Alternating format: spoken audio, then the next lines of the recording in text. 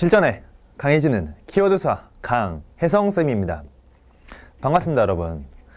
자, 오늘 우리는 바로 공부에 대한 메커니즘을 좀 정리하는 시간을 좀 가지도록 할게요.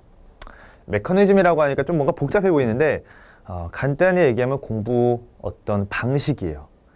그러니까 여러분들이 공부를 할 때 공부가 잘 되는 이유가 있고 공부가 잘 안 되는 이유가 있어요.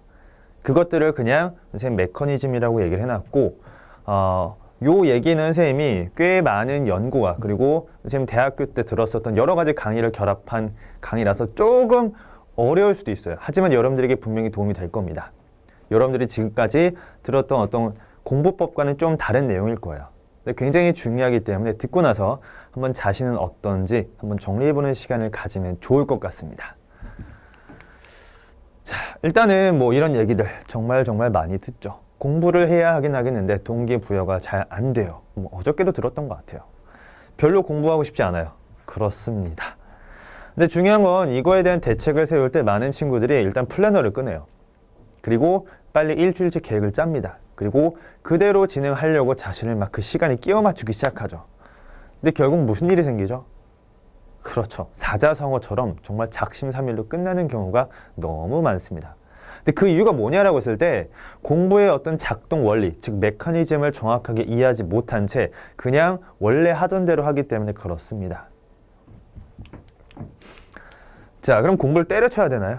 아니요, 그럴 수는 없어요. 그래서 일단 공부에 대한 메커니즘을 이해하도록 선생님이 간단하게 설명을 해드릴게요. 일단은 선생님이 공부에 대한 메커니즘은 워낙 이제 많은 친구들이 물어봤던 질문이어서 그러니까 물론 여러분이 공부의 메커니즘을 알려주세요 이렇게 얘기하진 않죠. 공부가 좀 잘 되려면 어떻게 해야 돼요? 동기부여가 안 돼요? 이런 얘기들을 너무 많이 쪽지로 들어서 선생님 이거를 세 가지로 좀 나눠서 3부로 좀 정리를 해드릴 거고요. 사실은 이 내용이 되게 많은데 그 중에서 여러분들이 충분히 이해할 수 있고 여러분들이 충분히 활용할 수 있는 지식들을 뽑아서 정리해 드릴 겁니다. 그래서 오늘은 공부에 대한 메커니즘 이해 잠깐만 정리해 드리도록 할게요. 일단은 여러분들이 확실하게 좀 정리하셔야 되는 거는 공부가 안 되는 이유예요. 많은 친구들이 공부가 안 되는 이유를 자신의 동기가 부족해서라고 생각하는데 그렇지 않습니다. 전혀 그렇지 않아요. 공부에 대한 어떤 동기가 아니라 자신이 생각한 만큼 결과물이 즉각 나오지 않아서 그런 거야. 그러니까 여러분이 문제다. 그렇게 정의하면 답 안 나와요. 그런데 공부라고 하는 것 자체가 결과물이 즉각 나오는 게 절대 아니에요. 그게 어떤 공부가 되었든. 그래서 공부란 이렇게 얘기하시죠. 공부는 다이어트입니다. 공부는 다이어트랑 비슷해서 3달 정도의 변화가 지속되지 않으면 절대로 변하지 않아요. 즉 여러분들이 일주일 동안 짠 그 플래너대로 그대로 계획을 실행을 한다고 하더라도 다시 원래대로 돌아오기 마련입니다. 중요한 건 3달 정도의 변화가 있어야 돼요. 그래서 공부라고 하는 건 3글자로 표현하면 장기전이야. 단기전이 아니라 장기전이에요. 그래서 공부는 생각한 만큼의 결과물로 연결되는 경우가 정말 많지 않습니다. 그래서 어머니들도 선생님한테 이제 자꾸 여쭤보시는 게 도대체 이 아이가 왜 성적이 안 나오느냐? 또는 이렇게 하면 정말 변할 수 있느냐라고 많이 물어봐요. 그때 선생님은 이렇게 제시합니다. 어머니, 딱 3달을 지켜보셔야 돼요. 만약에 3달 동안 변하지 않는다라고 하면 그때는 뭔가 문제점을 잘못 짚은 거야. 근데 만약에 3달도 기다리지 않고 학생이 변하지 않았다. 우리 아이가 변하지 않았다라고 하면 그건 너무 성급한 거야. 공부에 대한 메커니즘을 정확하게 이해 못한 거죠. 근데 반면에 여러분들이 이걸 좀 이해하기 쉽게 게임에 대해서 얘기해 볼게요. 게임. 선생님도 중학교 때 게임 엄청 좋아했거든. 스타크래프트. 게임을 생각해 보면 여러분들이 게임이 그냥 재밌어서 게임이 잘 된다 이렇게 생각해요. 근데 그렇지 않아요. 게임이 재밌어서가 아니라 못하든 잘하든 게임은 시간과 비례해서 보상이 주어져요. 여러분들이 많이 한 만큼 보상이 주어집니다. 간단히 생각해 보세요.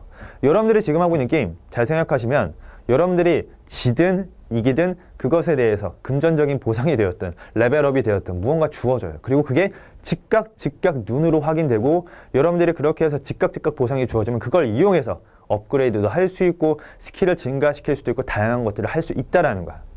그래서 내가 투여한 만큼의 결과물이 나와서 그게 기분이 좋은 거야. 게임이 재밌어서가 아니라. 그러니까 이렇게 여러분들이 정확하게 게임에 대한 정확한 메커니즘을 잡아야지 공부에도 그대로 적용할 수가 있어요. 즉 게임과 공부의 차이는 뭐냐? 게임은 한 대로 나와. 근데 공부는 한 대로 안 나와. 게임은 즉각 나와. 공부는 즉각 안 나와. 그게 이 둘의 가장 큰 차이예요. 그리고 이거는 선생님 다음 시간에 얘기하는 사람의 인식과 자극에 대한 부분과도 직접적으로 연결이 됩니다. 자, 그래서 1번 공부는 작심 3일 정도가 아니라 작심 3월 정도는 돼야 돼요. 한 3달은 해야 돼요. 3달. 그래서 공부는 장기전이라고 하는 거 하나 여러분들 꼭 기억하시고요. 두 번째, 노력한 만큼의 결과물이 잘 나오지 않기 때문에 공부는 하면 할수록 점점 재미없다고 느껴져요. 왜? 보상이 안 좋으시거든. 내가 지금 열심히 해서 책을 한 권 끝낸다고 하더라도 누군가 나한테 무언가 넌 레벨 업이야 이런 거 안 주거든. 그리고 실제로 내가 실력이 늘었는지도 잘 모르겠어. 세 번째는 실제로 공부한 만큼 성과가 나오는 과목은 공부가 매우 잘 돼요. 실제로. 그러니까 수학 좋아한다. 그럼 수학 잘 나와요.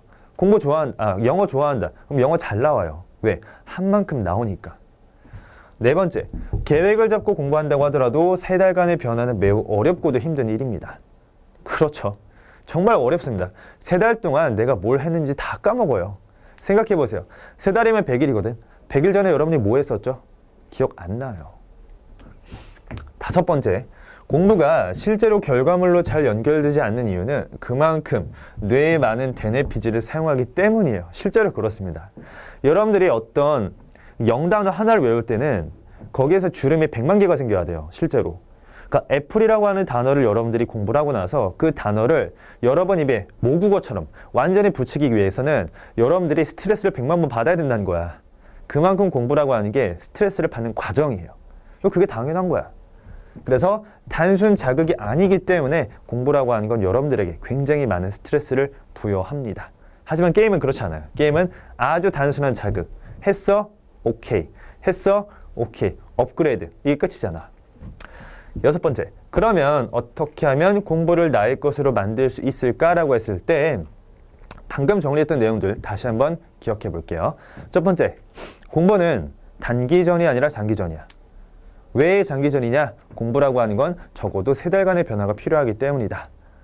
두 번째, 공부가 재미없는 이유는 즉각 보상이 안 이루어져서 그래요. 그럼 이거지. 어떻게 하면 공부를 했을 때 나한테 즉각 보상이 주어질 수 있는 무언가를 만들 수 있느냐. 이게 이제 두 번째가 될 것 같고요. 세 번째, 공부는 스트레스야 그냥. 스트레스를 받아야지 공부를 잘할 수밖에 없어요. 왜? 내가 무언가 하나를 외울 때는 100만 개의 뇌에 주름이 생겨야 돼. 즉, 많은 되뇌피질을 써야 돼. 근데 그 스트레스를 당연하게 받아들이느냐 아니면 그게 짜증으로 받아들여지느냐 그게 여러분들이 공부를 잘할 수 있느냐 못하느냐를 결정짓게 됩니다. 자, 요 얘기를 여러분들이 일단 기억을 하시고요. 선생님 다음 시간에 조금 더 정리된 내용 그리고 특히 공부를 했을 때 여러분들이 어떤 자극을 받는지에 대한 내용을 말씀드리도록 할게요. 실전에 강해지는 키워드 수학 강혜성쌤이었습니다.